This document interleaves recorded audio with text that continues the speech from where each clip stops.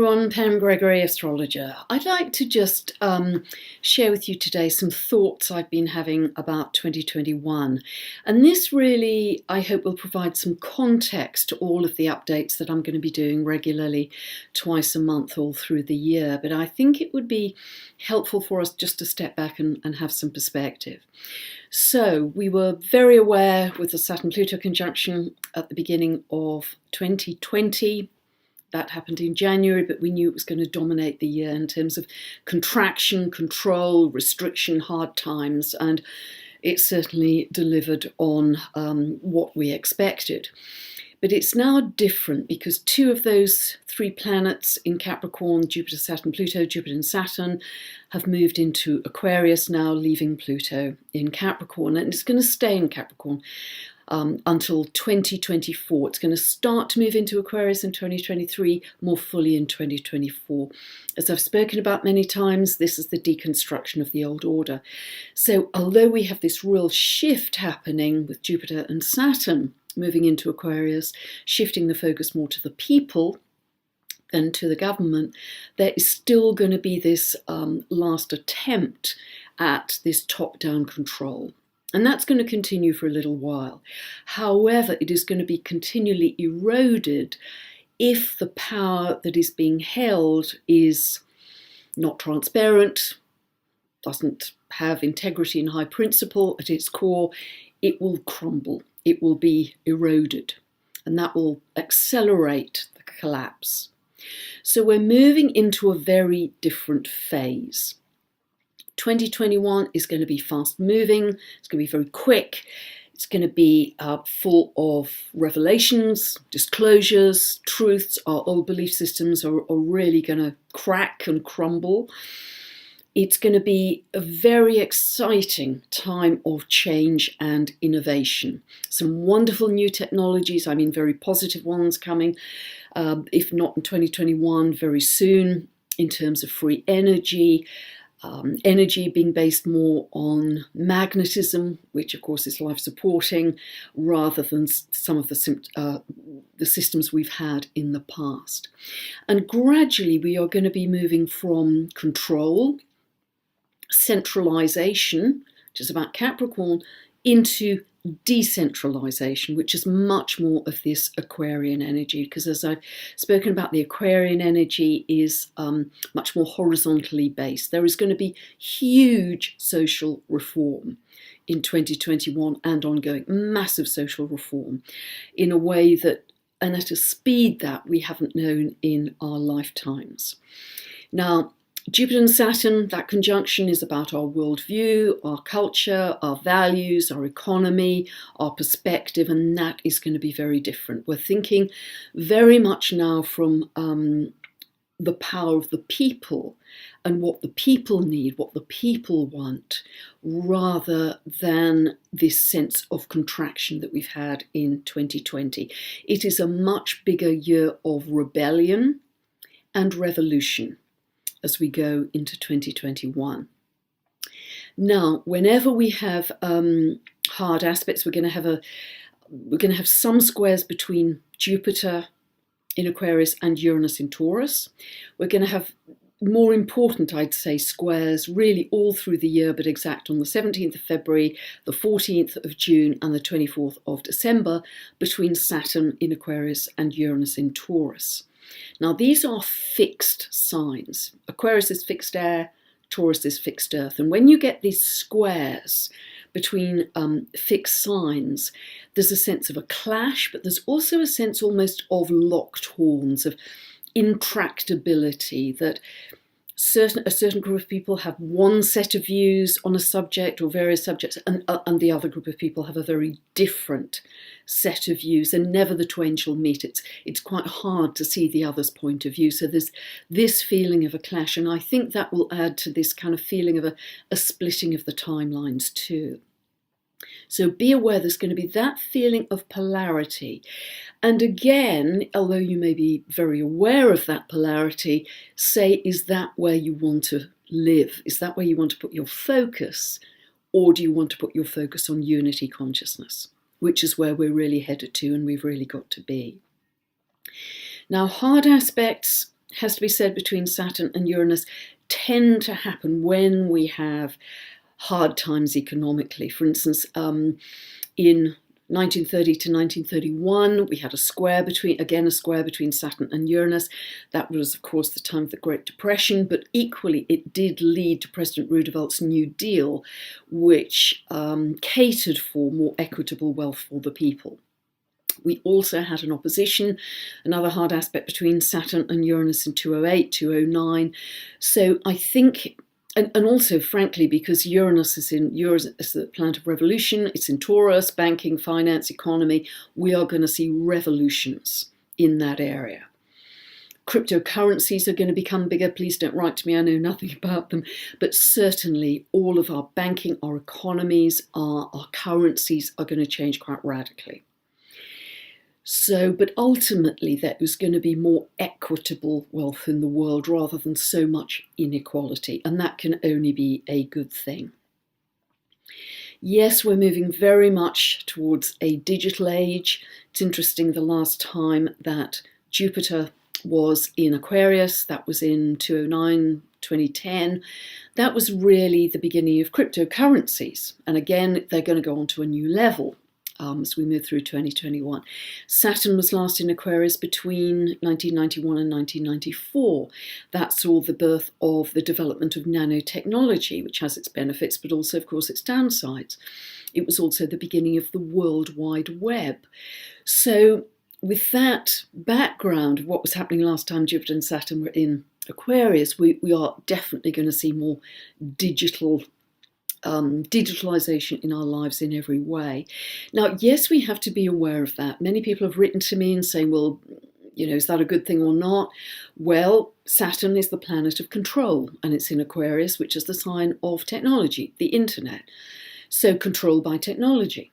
Just check out how the Chinese run their social credit system. There are videos online you can look at to get the idea about that. But I think we have to be aware of that. And again, do we want to feed that timeline as fully as others might want us to jump on that bandwagon? So just be very aware, because the power is increasingly residing with us, even though it doesn't seem that way. The power is with the people and our numbers. Now, Saturn and Aquarius are very, very different archetypes. And they're, as I say, going to be in square all through 2021. They're going to be kind of clashing. And to give you a flavour of that, I'd just like to read you a whole list of possible expressions of those archetypes, okay? Because I think this may help you get an idea of what we're heading for in 2021. Okay, so Saturn is limits, Uranus is no limits. Saturn is control, Uranus is freedom. And that's a big, big theme, by the way, of 2021, control versus freedom. Human rights, big issue. This Jupiter-Saturn conjunction is moving over the Chinese moon and the Chinese ascendant, the chart for that country. Watch China, any developments there. Saturn is the past and the old. Uranus is the future and the new. Saturn's to do with conservatism. Uranus is the radical and the maverick, one who breaks the rules. So Saturn is laws, rules, the status quo. Uranus is rebellion and revolution. Saturn is to do with time. It's linked to, in myth, Kronos, lord of time, chronology, so linear time.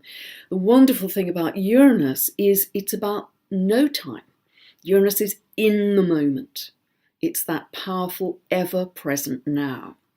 So our power comes when we're in the moment, not thinking about the past or fretting about the future.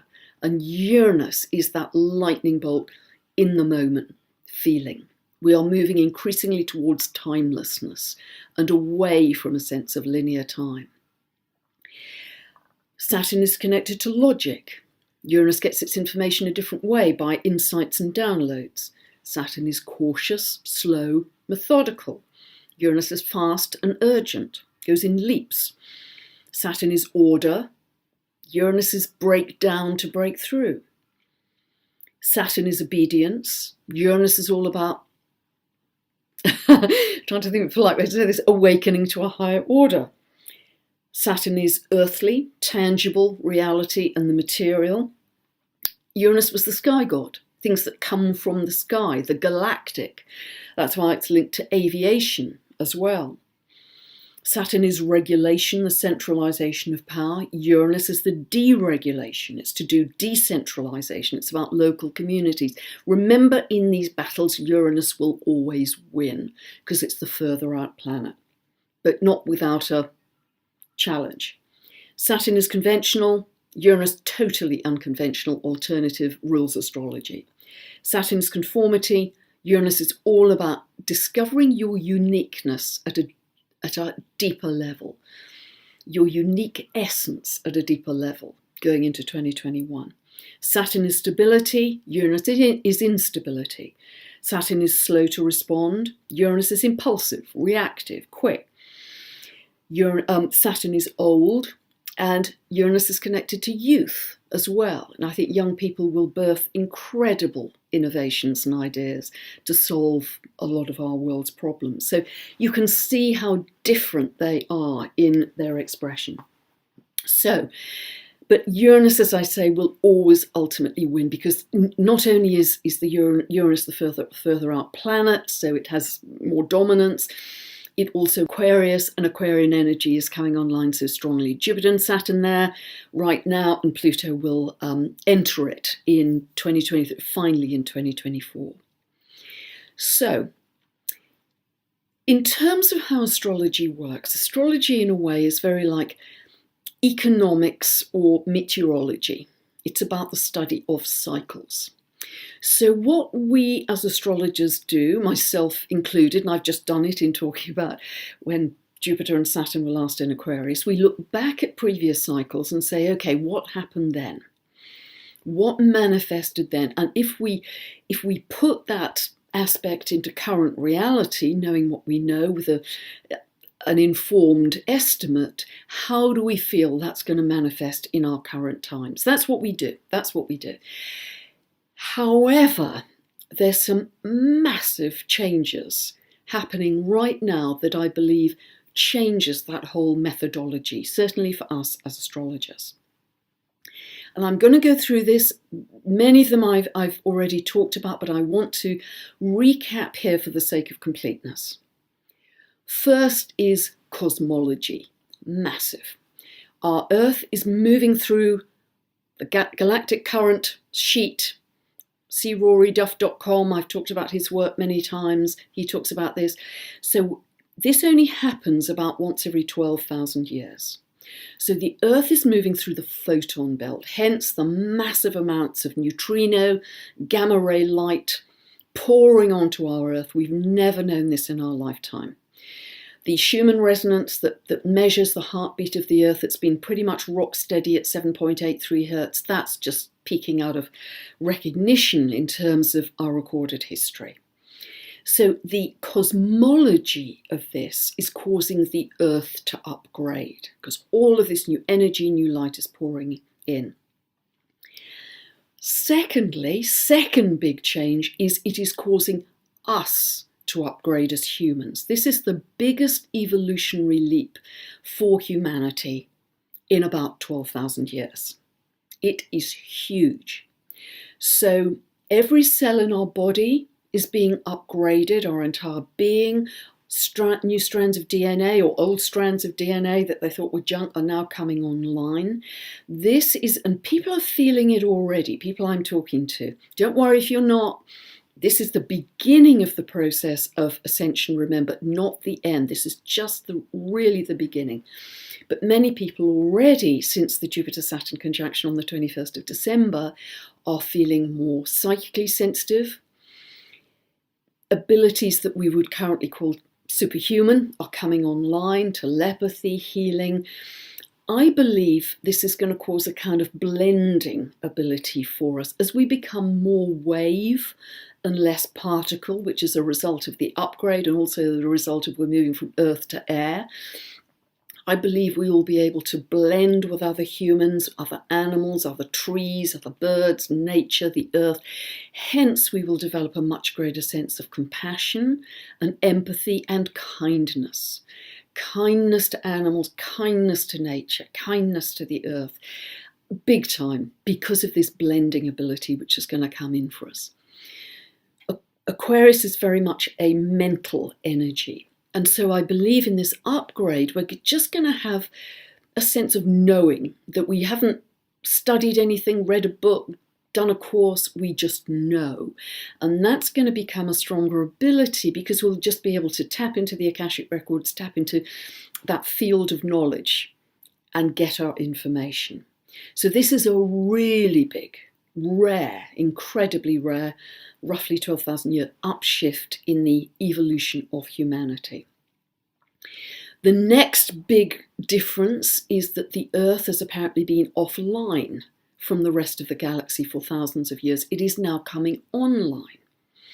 And the benevolent galactics that are part of this whole upgrade are very much supporting our efforts here, cheering us on. And many people I know, and I know personally, are channeling these benevolent galactics to get us to a better place in our understanding, because we are becoming galactic citizens. We're becoming much more multidimensional in our understanding. So we're going to be higher frequency, we're going to be more wave and less particle, we're going to be more psychically tuned in, which is going to have all kinds of benefits, but we're going to be more aware of that galactic heritage and future. So the fact the Earth is coming back online is our third very big change. And the fourth big change that I'm personally very excited about is this opening up of the evolution of astrology to echo or perhaps lead humanity's evolution, which are these Kuiper belt objects, these KBOs, some of which are dwarf planets. I've talked about these in the last few videos. It's very exciting, but they are really all of the archetypes that I've looked at so far. And again, thanks principally to Kelly Hunter, the wonderful American astrologer. Again, I'll put her website details below. She's done the research on these, but they are all quantum in their understanding of how reality is formed. They're all magical in that sense, but they are also deeply connected to nature and the earth. And this is where we are headed as beings. And I do believe that new planets, new orbiting bodies become available to us, or discovered and become available to us once our consciousness has lifted to a certain frequency in order to access those new archetypes. But they are going to help us in our understanding of what new gifts and talents we're going to be developing as we move into this more galactic, more multidimensional age. Now, these four things, and there may be many more, but certainly four that are very obvious to us, are game changers.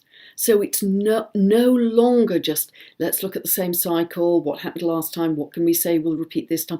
It's not going to repeat in the same way, because this is a whole new world. It's a whole new earth that we are creating with these new energies, and that is just incredibly exciting. So, and remember, the physics of the light, the downward causation, causes low frequency manifestations to dissolve. So, in this shift, really keep your frequency high. And I say this almost in every video, but because, our future is always unknowable, but it's even more unknowable because of this huge evolutionary shift, and because we are moving from earth to air. It's just ether. So it can feel less stable because the earth is heavy and dense and predictable, and things we've known, structures we've known all of our lifetimes. We are moving into this more ethereal age where everything is energy. Many people, myself included, have talked about we create our reality. We are really going to get that principle. Consciousness will be the new currency. We are going to create with light. We are going to create from light, and we're going to be very aware of doing that. So we are going to know that we create via our frequency and our intention and clarity. And we are going to be aware of us as beings being more light beings, and we create with light. So, and however much kind of negative stuff is coming at you that doesn't look good in the 3D reality, and there's lots of it about, try and say, and we're all human, I know we can go, eek, that's that's not great, but don't feed it with your focus and your attention. Remember the analogy of the 2 temple dogs I used. If you feed it and give it your focus, you're feeding that timeline, you're strengthening that timeline. The timeline bandwidth is now greater. So anchor in your heart, bring your breath back to your heart, in and out of your heart, anchor always in your heart, and pitch your frequency at unconditional love. So even though the future is unknowable, pitch your frequency. Look into the eyes of your dog, look into the eyes of your child, hug a tree. Anything that will raise that level easily for you to unconditional love. Talk to a friend that you care about. Just try and live at that level, because that's what we're going to be creating with. So it is incredibly exciting, and you can, if you want to, you can keep on coming back to this this video as the context for what we're moving into. I do think the first couple of months of 2021 are going to be pretty wild, chaotic, volatile, tumultuous. Going to rock the boat, upturn the apple cart with a lot of things we have believed, or people we've trusted in, or structures that we've known. I do believe that the astrology is very strong and chaotic those first couple of months, but necessary to get us to where we need to be. It settles down in March. I think mid-May to end July, when Jupiter moves into Pisces, is much more mystical. Even August looks good too. And when Jupiter moves more fully into Pisces in 2022, I think that's going to have beautiful energy too. So it's really this first half of the year that's going to be quite challenging. But remember the big themes of freedom versus control. But don't dive into that polarity too much. Try and keep in unity consciousness, try and keep in love, and stay anchored in your heart.